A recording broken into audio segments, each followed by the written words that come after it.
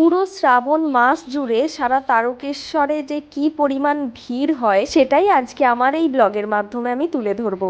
শ্রাবণ মাসে তারকেশ্বরের ভিড় সম্বন্ধে আমাদের সবারই একটা মোটামুটি আইডিয়া আছে। এই পুরো শ্রাবণ মাস জুড়ে বিভিন্ন প্রান্তর থেকে মানুষ ছুটে আসেন বাবার মাথায় জল ঢালতে।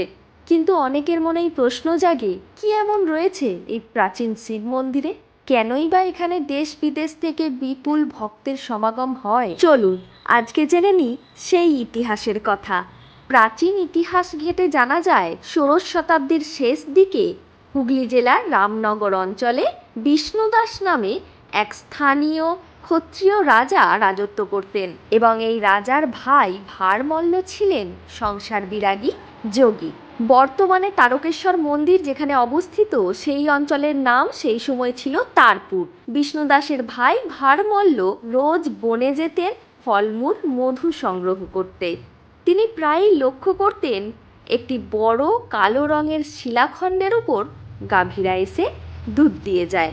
এই অদ্ভুত ঘটনার কথা তিনি এসে তার দাদাকে বলেন। শিবভক্ত বিষ্ণুদাস বনে এসে এই দৃশ্য দেখে শিহরিত হন এবং তাঁরা ওই শিলাস্তম্ভকে শিবলিঙ্গ রূপে রামনগরে এনে প্রতিষ্ঠা করতে উদ্যোগী হন। কিন্তু অনেক মাটি খুঁড়েও ওই পাথরের মূল খুঁজে পাওয়া গেল না।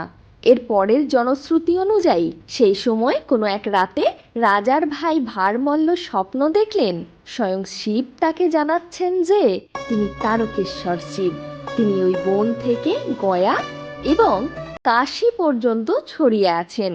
সুতরাং তাকে তারপুরের জঙ্গল থেকে উচ্ছেদ না করে ওইখানেই যেন প্রতিষ্ঠা করা হয়। সেই নির্দেশ অনুযায়ী ভারমল্ল ও মুকুন্দরাম রাজার সহযোগিতায় বন কেটে পরিষ্কার করে তারপুরেই পাথরের স্তম্ভের উপর একটি মন্দির নির্মাণে ব্রতী হলেন।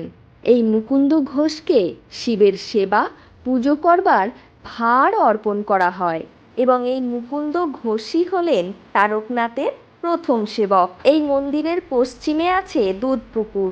কথিত আছে এই পুকুরে স্নান করলে নাকি মনস্কামনা পূর্ণ হয়। তাই প্রতি বছর শ্রাবণ মাসে শ্রাবণী মেলা উপলক্ষে এখানে অগন্তি পূর্ণার্থীর ঢল নামে।